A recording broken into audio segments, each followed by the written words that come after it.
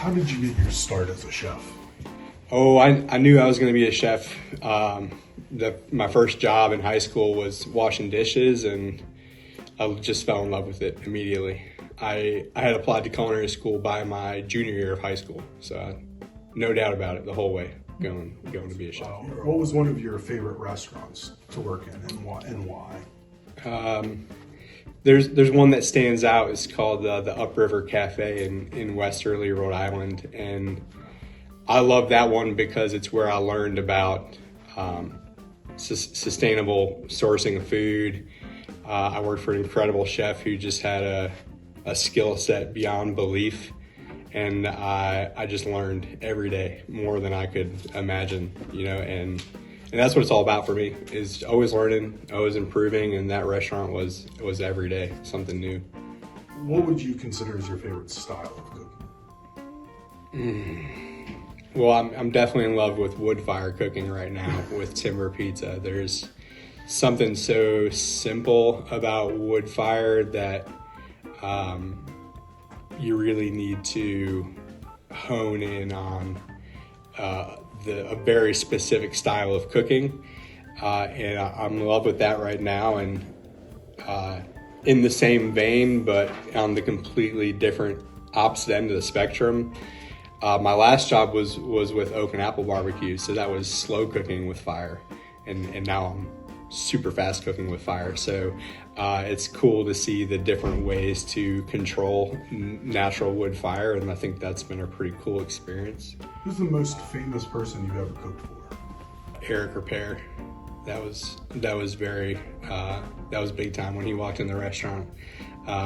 Everyone just knew who he was as soon as he came in, and they came back and told me he was in the dining room. And this was my first chef job ever.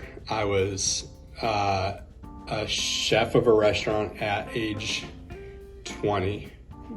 Thanks to Lee, who was just in here with you guys. He was the chef who opened that restaurant, and then he'd handed over the reins to me when he went to go open the Roosevelt. He and I parted ways then, and it was at that restaurant. It was called Mockingbird in Stanton. It's no longer there, but it was a great farm-to-table restaurant up in the Shenandoah Valley where we sourced everything locally and everything was made from scratch. What's like a defining moment for you as a chef in your career? Being awarded a Michelin Bib Gourmand when we were in Chicago was really important for me. It was really validating. It was kind of got the just the feeling of accomplishment. In the restaurant and chef world, you're always just kind of grinding and working to improve your skills, and there are very few moments where you feel like I really made it, and this is what I've been working towards, and I actually got there. And I was at Owen and Engine in Chicago. It's a British pub, and they're still there and they still do amazing things. But I was honored to be a part of that team that earned a Bib Gourmand up there. That was super cool. I couldn't cook at all if you took away my blank. I couldn't cook at all if you took away. I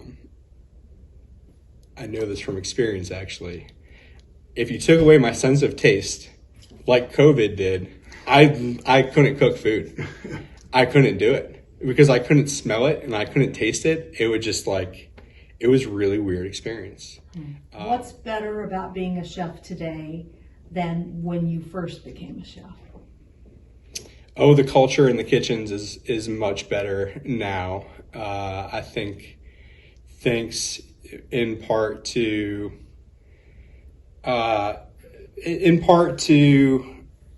the Food Network movement of popularizing and making chefs famous. A lot of new people have gotten into the industry, and there's a lot of diversity in the kitchens, and there's a lot of acceptance of all kinds of folks in the kitchen. Anyone from any walk of life has been welcome in the kitchens that I've worked in.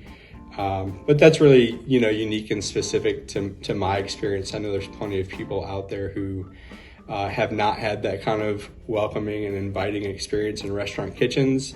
But I think in my 15 years in kitchens, I've seen it become a much more professional environment, an environment of respect and growth and education, whereas the old school restaurant lifestyle was hard and brutal and not welcoming.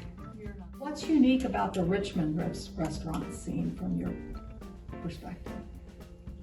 Oh boy, that's a good one. Richmond chefs are all very unique.